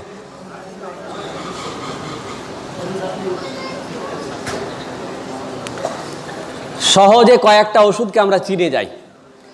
একজন বিজ্ঞানী বলছে, যাকে খুব সহজে হাসানো যায় আবার যাকে খুব সহজে কাঁদানো যায় সেই পালসিটিলা। বলছে কান্না করছে, একটু আদর করে, একটু আদর করেন, সোনা কাঁদো কেন, চলো বিকালে 3 পিস কিনে দেবো, ব্যাস মুখে হাসি চলে আসবে। আবার একটু ধমক দেবেন, এই তোমার হুঁশ জ্ঞান হলো না, আমার জিনিসপত্রগুলো ঠিক রাখতে পারো না, একটু বকলেই তার কান্না। তাই বলছে যাকে সহজে কাঁদানো যায়, যাকে সহজে হাসানো যায়, এই 2খান কথা দিয়েও চেনা যায়, সেই হচ্ছে পালসিটিলা। যার পানির পিপাসা কম, তার যৌন চাহিদা কম, সেই হচ্ছে পালসিটিলা। কখনো যদি কোনো পেশেন্ট এসে বলে, ডাক্তারবাবু আমার না মেলামেশা একদম ইচ্ছা নাই, খালি জিজ্ঞাসা করেন পানির পিপাসা, বলে পানির পিপাসাও নাই। একজন বিজ্ঞানী রসিকতা করে বলছে, যার পানির পিপাসা কম, তার যদি যৌন পিপাসাও কম হয় তবেই সে পালসিটিলা। মানে আমি এক কথায় কয়টা ওষুধ চেনবার চেষ্টা করছি। বলছে একজন পণ্ডিত যে যিনি মাছ, মাংস, মিষ্টি, লবণ, পৃথিবীর 4খান সেরা খাবার, 4খান সেরা খাবার কি? মাছ, মাংস, মিষ্টি, লবণ, 4খানটাই তার অপছন্দ। কিন্তু আস্তে করে বলবে, ডাক্তারবাবু আমার না মুরগির মাংসটা দারুণ লাগে। ওকে আর ওষুধ খুঁজতে হবে না, রোগ কি তা দরকার নাই, ও গ্রাফাইটিস। যদি কখনো এমন হয় যে যার সবই মোটা, সেই হচ্ছে গ্রাফাইটিস। কীরকম? যার চামড়া মোটা, যার নখ মোটা, যার স্বাস্থ্য মোটা, যার মল মানে পায়খানাটাও মোটা হয়ে পড়ে, যার বুদ্ধি মোটা, যার নাকের স্রাব মোটা, এক কথায় যার সবই মোটা, সেই গ্রাফাইটিস। গ্রাফাইটিসের রোগী যদি আপনার শরীরে চেম্বারে আসে দেখবেন তার স্বাস্থ্যটা বেশ মোটা, তার নখ মোটা, তার চামড়া মোটা, বুদ্ধি মোটা, বুঝেন বুদ্ধি কম, মানে একটু আনকড়া আনকড়া কথা কয়, যেটা কইলে আপনি লজ্জা পাবেন কিন্তু ও লজ্জা পাবে না। তাই বলছে বুদ্ধি মোটা, তার মলটাও মোটা, তার নাকের স্রাবটাও মোটা, যা এক কথায় যার সব মোটা, সেই হচ্ছে কি? গ্রাফাইটিস। আসেন আর্জেন নাইট্রিকাম। কয়েকবার কড়া হলে আর্জেন নাইট্রিকাম। কীরকম? যিনি কড়া মিষ্টি খান, যিনি কড়া লবণ খান, যিনি কড়া গরম কাতর, যিনি কড়া মুক্ত বাতাস পছন্দ করেন, তিনি হচ্ছেন আর্জেন নাইট্রিকাম। কড়া টেনশন করে, কড়া তাড়াহুড়া, তার মানে তার সব কিছুতেই কড়া। আরেকবার খেয়াল করেন স্যার, কড়া মিষ্টি, কড়া লবণ পছন্দ, কড়া গরম কাতর, কড়া মুক্ত বাতাস পছন্দ, এই 4খান কথা যদি পান তবে আপনি আর্জেন নাইট্রিকাম দিতে পারেন। থুজা নির্বাচন করবেন কিভাবে? বলছে যার সব কালো সেই তো থুজা। কেমন? যার নখ কালো, নখ কালো বলতে নখ একটু নীল ভাব আর কি, যার নখ কালো, যার চুল কালো, যার গায়ের রং কালো, যার মন কালো। মন কালো কেন বলা হয় জানেন? একজন বিজ্ঞানী রসিকতা করে বলছে, পৃথিবীর 40% মামলা মোকদ্দমা স্বামী স্ত্রী ছাড়াছাড়ি এ থুজার কারণে, সাইকোসিসের কারণে। তাই তার মন কালো বলতে সে হচ্ছে কি? ঝগড়াটা। সাইকোসিসেরা কি বলেন না কেন? যার মন ভালো নয়। তাই বলছে যার নখ কালো, যার চুল কালো, যার গায়ের রং কালো, যার মন কালো, যার চর্মরোগ কালো, যার আঁচিলটাও কালো, সেই হচ্ছে থুজা। মেডোরিনাম চিনব কিভাবে? খুব লাগান, কয়েকবার খুব লাগান। কীরকম? খুব লবণ প্রিয়, খুব মিষ্টি প্রিয়, খুব টক প্রিয়, খুব চর্বি প্রিয়, এই 4খান যার খুব প্রিয়, এই 4খান যে একসাথে খেতে পারবে মাইখে দিলে, মাখায় দিলে 4খান একসাথে, সেই হচ্ছে মেডোরিনাম। এরপরেও আরও একক্ষণ কথা থেকে যাও, যার শরীরে খুব চুল, যে খুব গরম কাতর, যার খুব জেদ, খুব রাগ, খুব পিপাসা, খুব অধৈর্য, খুব কুচিন্তা, খুব আবেগপ্রবণ, খুব মন ভোলা, খুব তাড়াহুড়া, খুব টেনশান, খুব অন্ধকারে ভয়, খুব ভূতের ভয়, খুব কঠোর মনোভাব, খুব সতর্ক। খালি খুব লাগান না স্যার, মেডোরিনাম না হয়ে পারেই না। এক ছাত্র পরীক্ষার খাতায় লিখছিল পৃথিবী গোল, তো স্যারে কয় ও তো গোল লিখতে পারার কথা না, লিখলো কীভাবে? কয় তুই এদিকায়, পৃথিবী গোল তুই জানলি কীভাবে? কয় স্যার আগের বার লিখছিলাম লম্বা, আমার মাইচ্ছিল, স্যারের নাম্বার দেয়নি। পরের বার লিখছিলাম চ্যাপটা, তখনও মাইচ্ছিল। চিন্তা করলাম যে লম্বা লয় চ্যাপটা লয়, গোল না হয়ে পারেই না। সুতরাং কয়েকবার খুব লাগাবেন, মেডোরিনাম না হয়ে পারবেই না, হইতেই হবে।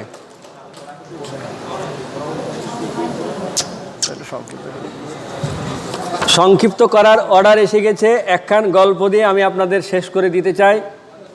সেটা হচ্ছে এরকম, অন্তত আসল গুরুর বুদ্ধিতে চলবেন। আপনাকে যিনি শেখান তিনি জানেন কি না ভালো তা আপনি বুঝবার চেষ্টা করবেন।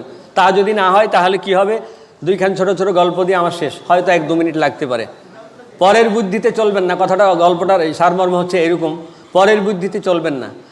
রাজামশাই বসে আছে দরবারে, তার গ্রামের একজন, আপনার কি বলেন যারা মাছ ধরে, জেলে একটা বড় মাছ পেয়েছে, মাছটা নিয়ে এসেছে রাজাকে উপহার দিবে। তো রাজা খুশি হয়ে চিন্তা করছে, বাবা এত বড় মাছ, সে বেটা বাজারে না বেচে আমাকে উপহার দিতে এসে, তার কলিজা এত বড়। রাজা খুশি হয়ে তাকে সে আমলে 500 টাকার কয়েন 1 পোটলা দিয়ে দিয়েছে, 5 টাকার কয়েনগুলা। সে খুশির ঠেলায় কয়েন নিয়ে চলে যাচ্ছে। তখন রানীর খুব রাগ হয়েছে, এই মাছের দাম কতটুকু হওয়ার কথা, 1-2 টাকা, 500 টাকা তুমি দিলা কেন? তোমার তো বুদ্ধি হবে না, তুমি কেমন রাজা, টাকা ফেরত নাও। রাজা বলছে যে দেখো আমি রাজা, টাকা দিয়ে ফেরত চাওয়া যায়, আমার কাছে একটা বুদ্ধি আছে ফেরত নেওয়ার, চাইতে হবে না। কি বুদ্ধি? বলে আরে ডেকে পাঠাও, বলো যে তোর মাছ কি পুরুষ না মহিলা। যদি বলে মহিলা, বলবে আমার রানী খায় না, পুরুষ খায়। যদি বলে মহিলা, তাহলে বলবে যে আমার রানী মহিলা মাছ খায় না, পুরুষ মাছ খায়।